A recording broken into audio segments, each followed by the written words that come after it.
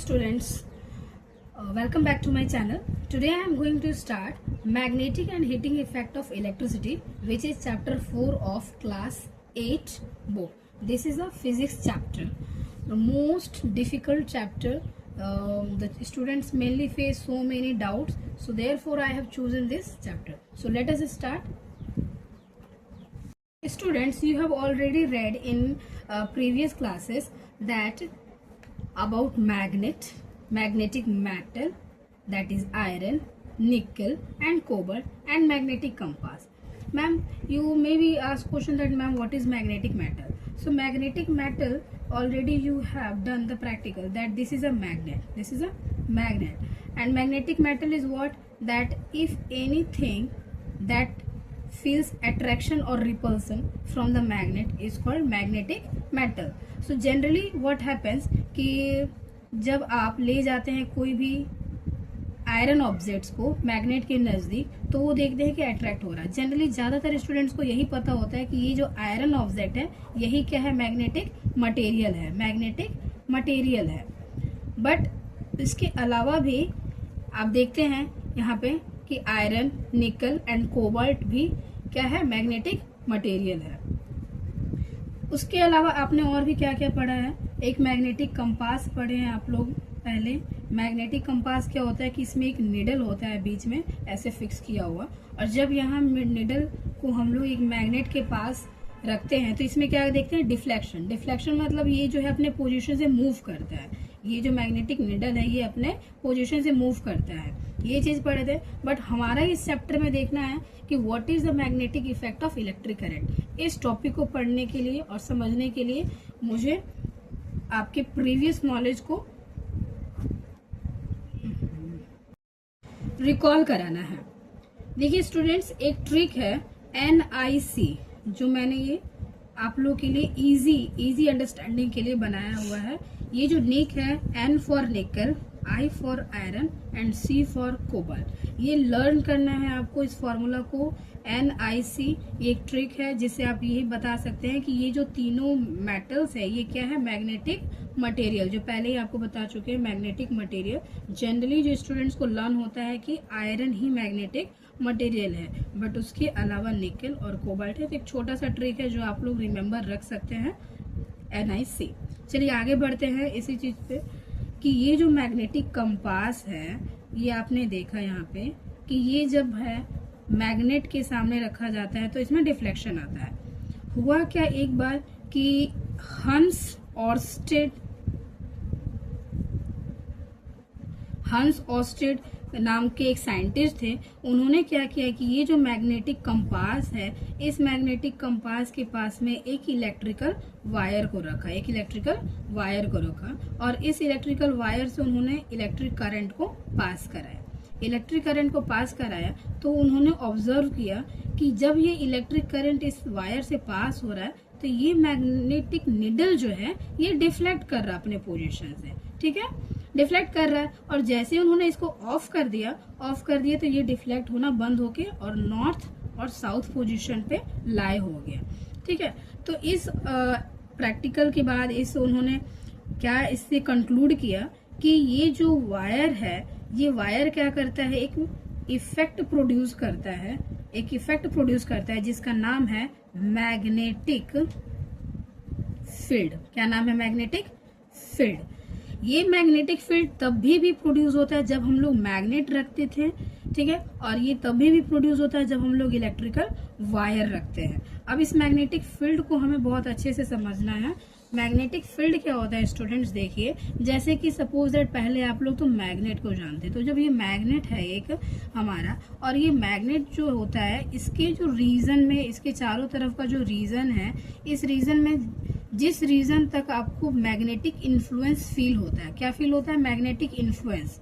कि आप अगर यहाँ पे किसी आयरन ऑब्जेक्ट को या फिर निकल ऑब्जेक्ट को या फिर कोबाल्ट के ऑब्जेक्ट को सामने ले जा रहे हो तो या फिर अट्रैक्शन या फिर रिपल्सन फील हो रहा है, तो किस रीजन तक आपको ये जो फील हो रहा है, इन्फ्लुएंस फील हो रहा है, वो किस रीजन तक हो रहा है? That region is called magnetic field. उसी रीजन को मैग्नेटिक फील्ड बोला जाता है. सिमिलरली उसी तरह जब कोई ये हमारा वायर है और इस वायर से इलेक्ट्रिसिटी को पास कराया जाता है तो ये भी क्या करता है, एक रीजन क्रिएट करता है अपने चारों तरफ, जिस रीजन में हमें क्या फील होता है, मैग्नेटिक इन्फ्लुएंस फील होता है। ठीक है, तो जब ये भी इसमें भी हमारा मैग्नेटिक इन्फ्लुएंस फील हो रहा है तो इसे क्या बोलते हैं, मैग्नेटिक फील्ड। क्या बोलते हैं, मैग्नेटिक फील्ड। ये दोनों केसेस में होता है हमारा, मैग्नेट के भी फील्ड में होता है और इलेक्ट्रिकल वायर के भी केस में होता है। तो मैग्नेटिक फील्ड कुछ भी नहीं है, बच्चे बहुत इसे टफ समझते हैं कि मैग्नेटिक फील्ड क्या होता है। ये कुछ भी नहीं, एक रीजन है हमारे वायर के चारों तरफ जिससे इलेक्ट्रिक करंट पास हो रहा है, और उस रीजन में आपको सिंपली एक मैग्नेटिक इन्फ्लुएंस फील होता है। अब ये इन्फ्लुएंस क्या होता है, इन्फ्लुएंस मैंने आपको पहले समझा दिया कि यहाँ पे अगर आप किसी आयरन ऑब्जेक्ट को ले जाते हैं तो आपको एक फील होता है इन्फ्लुएंस, या तो रिपल्सन या फिर अट्रैक्शन। स्टूडेंट्स, जो मैग्नेटिक इफेक्ट अभी हम लोग जस्ट पढ़े हैं, तो उस मैग्नेटिक इफेक्ट का बहुत सारा प्रैक्टिकल यूजेस है हमारे डेली लाइफ में, जैसे कि इलेक्ट्रोमैग्नेट्स में, इलेक्ट्रिक बेल्स में, जो हमारे फैन में मोटर्स होता है उसमें, और लाउड स्पीकर्स में। तो अब हम समझते हैं ये इलेक्ट्रोमैग्नेट्स क्या होता है, बिकॉज आप पहले से जानते हैं कि इलेक्ट्रिक बेल क्या होता है, फैन में जो मोटर होता है उसके बारे में पता है, लाउड स्पीकर के बारे में पता है। जो न्यू टर्म है ये इलेक्ट्रोमैग्नेट है, तो इसी को समझते हैं अच्छे से। देखिए, इलेक्ट्रोमैग्नेट जो होता है ये क्या होता है कि एक टेम्पोररी मैग्नेट होता है। क्या होता है, एक टेम्पोररी मैग्नेट। जैसे आप जो घर में मैग्नेट यूज करते हैं वो तो परमानेंट होता है, बिल्कुल परमानेंट, बट ये इलेक्ट्रोमैग्नेट को टेम्पोररी क्यों बोला जा रहा है ये हम समझेंगे। जब तक आप इसमें इलेक्ट्रिक करंट पास करेगा तभी तक ये मैग्नेट के जैसा बिहेव होता है, तभी तक ये मैग्नेट के जैसा बिहेव होता है जब तक कि इसमें इलेक्ट्रिक करंट पास किया जाता है। इसीलिए इसका नाम पड़ा टेम्पोररी मैग्नेट। अब इसे बनाते कैसे, ये क्वेश्चन आता है। तो इसे बनाने के लिए एल्यूमिनियम, निकल और कोबाल्ट को मिला करके एक एलॉय बनाया जाता है, और इसी एलॉय का जो मेटेलिक कोर है उस मेटेलिक कोर पे एक वायर की वाइंडिंग की जाती है। इस तरह से वायर को उसमें चारों तरफ से लपेट दिया जाता है और उस वायर में इलेक्ट्रिक करंट को पास कराया जाता है। अब उस इलेक्ट्रिक करंट को आप यहाँ एक बैटरी या फिर सेल से आप इसको ज्वाइन कर दीजिए, स्विच लगा दीजिए, और ये आपका तैयार हो गया इलेक्ट्रोमैग्नेट। कुछ नहीं है, एक मेटेलिक कोर है, मेटेलिक कोर में वायर की वाइंडिंग की गई है और उस वायर को आपने सर्किट से ज्वाइन कर दिया, स्विच लगा दिया और बैटरी लगा दिया। और देखिए, एक हमारे पास एक ट्रिक है इसको लर्न करने का, जो मैंने आपको अभी एलॉय बताया, एल्यूमिनियम, निकल, कोबाल्ट। तो मैंने इसके लिए ट्रिक बनाया है can, CAN, can, C for cobalt, A for aluminium and N for निकल। अब क्वेश्चन ये उठता है कि मैम आप इसी तीनों एलिमेंट्स का क्यों नाम ले रहे हैं जब आप इलेक्ट्रोमैग्नेट पढ़ा रहे हैं। देखिए स्टूडेंट, जब मुझे एक स्ट्रॉन्ग इलेक्ट्रोमैग्नेट बनाना है तो ये जो तीनों मेटल्स है, कोबाल्ट, एल्यूमिनियम, निकल, इसका जो एलॉय हम लोग क्रिएट करते हैं, इस एलॉय को, इससे हमारा एक स्ट्रॉन्ग इलेक्ट्रोमैग्नेट तैयार होता है इसी तीनों एलिमेंट से। इसीलिए मैंने आपको इस ट्रिक को बताया। तो ये जो इलेक्ट्रोमैग्नेट आपने देखा कि इस पे हमने वायर की वाइंडिंग की हुई है, किस तरह से इसको सर्किट से ज्वाइन किया हुआ है, और एक बिल्कुल मैग्नेट के जैसा बिहेव करता है। ओके, अब हमारा नेक्स्ट टॉपिक है यूजेस ऑफ इलेक्ट्रोमैग्नेट। जब हमने इलेक्ट्रोमैग्नेट पढ़ लिया और उसका कोई एप्लीकेशन होगा ही नहीं, तो हम पढ़ेंगे किस लिए। हम कोई टॉपिक को तभी पढ़ते हैं जब उसका कोई हमारा एप्लीकेशन हो। तो इलेक्ट्रोमैग्नेट्स का ना बहुत ज़्यादा एप्लीकेशन हमारे डेली लाइफ में एक एक करके हम लोग देखते हैं। देखिए, इलेक्ट्रोमैग्नेट जो होता है वो क्रेन्स में यूज होता है। जो क्रेन्स, जैसे कि जब बहुत सारे गार्बेजेस एक जगह रहते हैं, उसमें बहुत सारे स्क्रैप मेटल्स होते हैं। अभी स्क्रैप मेटल्स क्या है, अनवांटेड मेटल्स, जो कि गार्बेजेस के साथ मिक्स हो जाते हैं। जब उसको सेपरेट किया जाता है तो क्रेन्स का यूज किया जाता है। तो उसमें भी किसका यूज है, इलेक्ट्रोमैग्नेट का। उसके बाद जो डॉक्टर्स है वो कोई भी इंजुरीज से मेटल पार्टिकल्स को रिमूव करते हैं, उस टाइम पर भी वो इलेक्ट्रोमैग्नेट्स का ही इस्तेमाल करते हैं। उसके बाद जो बॉडी में MRI होता है, MRI मशीन्स के थ्रू बॉडी स्कैन होता है, उसमें भी इलेक्ट्रोमैग्नेट्स का यूज है। नेक्स्ट यूजेस, जितने भी इलेक्ट्रिकल अप्लायंसेज आप अपने घर में देखते हैं, fan, car, Motors, washing machine, refrigerator, telephone, trains, TV, radio, mobiles and etcetera, उसमें भी इलेक्ट्रोमैग्नेट्स का यूज है। दैट मीन्स आप, ये तो बहुत ज्यादा ही पॉइंट इजी है लर्न करने के लिए कि जितने भी इलेक्ट्रिकल अप्लायंसेज आप अपने घर में देख रहे हैं उन सब का एग्जांपल्स लिख दीजिए एक एक करके, और यूज ऑफ इलेक्ट्रोमैग्नेट्स में आप वेरी इजिली आप जो है 2 मार्क्स गेन कर सकते हैं। बहुत सारे इलेक्ट्रिकल अप्लायंसेज के नाम आपको याद होंगे और आपने घर में यूज भी किया होगा। ओके, जो सबसे कॉमन यूज आप देखते हैं इलेक्ट्रोमैग्नेट का वो है इलेक्ट्रिक बेल में। ओके, अब हम लोग देखते हैं कि इलेक्ट्रोमैग्नेट्स का क्या एडवांटेज है परमानेंट मैग्नेट्स से ज्यादा हम लोग क्यों इलेक्ट्रोमैग्नेट्स का यूज कर रहे हैं, बिकॉज इसके एडवांटेजेस हैं। आपके मन में क्वेश्चन उठा होगा कि मैम आपने जो ये बताया अभी इलेक्ट्रोमैग्नेट्स का यूज होता है क्रेन्स में, डॉक्टर्स यूज करते हैं इंजरीज में, तो वहाँ मैग्नेट्स का क्यों नहीं यूज होता? वो आपको समझ में आएगा जब मैं आपको एडवांटेज समझाऊंगी तो आपको समझ में आ जाएगा। देखिए स्टूडेंट्स, जो इलेक्ट्रोमैग्नेट्स हैं वो आप स्विच ऑन और ऑफ कर सकते हैं, ऑन और ऑफ कर सकते हैं अपने अकॉर्डिंग। जब आपको इलेक्ट्रोमैग्नेट का यूज करना है तो आपने उसको ऑन कर दिया, जब आपको उसका यूज नहीं है तो आपने उसको ऑफ कर दिया। इसी प्रॉपर्टी का यूज होता है इलेक्ट्रिक बेल्स में और क्रेन्स में।